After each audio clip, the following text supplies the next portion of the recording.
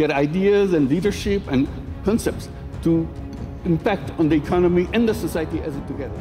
নতুন একটি রাজনৈতিক দল গঠন করতে যাচ্ছে জুলাই বিপ্লবে নেতৃত্ব দানকারী শিক্ষার্থীরা।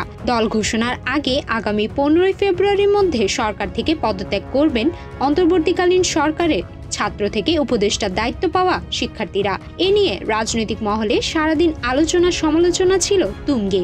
এই আলোচনার মধ্যেই ছাত্ররা নতুন রাজনৈতিক দল গঠন করবে বলে ফিনান্সিয়াল টাইমসকে জানিয়েছেন অন্তর্বর্তী সরকারের প্রধান উপদেষ্টা অধ্যাপক ডক্টর মোহাম্মদ ইউনূস।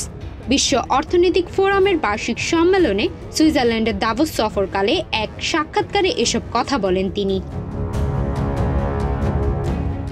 ব্রিটিশ সংবাদ মাধ্যমটির প্রধান বৈদেশিক বিষয়ক ভাষ্যকারের উপস্থাপনায় একটি পডকাস্টে তিনি আরও জানান, দেশজুড়ে শিক্ষার্থীরা সাধারণ মানুষকে সংগঠিত করেছে এবং রাজনৈতিক পরিবর্তনের লক্ষ্যে এগিয়ে যাচ্ছে। তিনি জানান, শিক্ষার্থীদের রাজনৈতিক দল গঠনে এই পরিকল্পনার উদ্দেশ্য হচ্ছে দেশের উন্নয়ন ও সামাজিক সমঝোতার জন্য কাজ করা।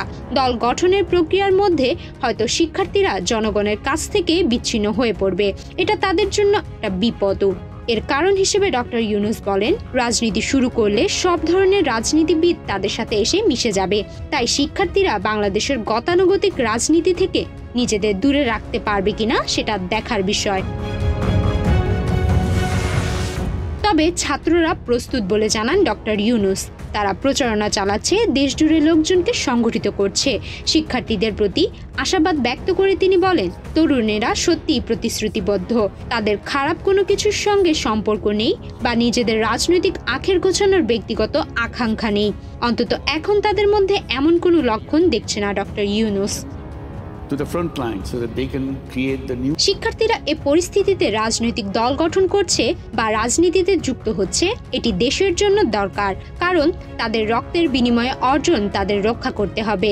অন্যথায় সেগুলো সেই সব ব্যক্তি নিয়ে যাবে যারা বিগত প্রশাসন ও অন্যান্যর মতো সবকিছুর পুনরাবৃত্তি করার সুযোগ খুঁজছে। এটাই বাংলাদেশের রাজনৈতিক পরিবেশ। সুতরাং তারা এটা রক্ষা করার চেষ্টা করছে। তাই বলবো, ছাত্রদের স্বচ্ছ অভিপ্রায় থাকবে।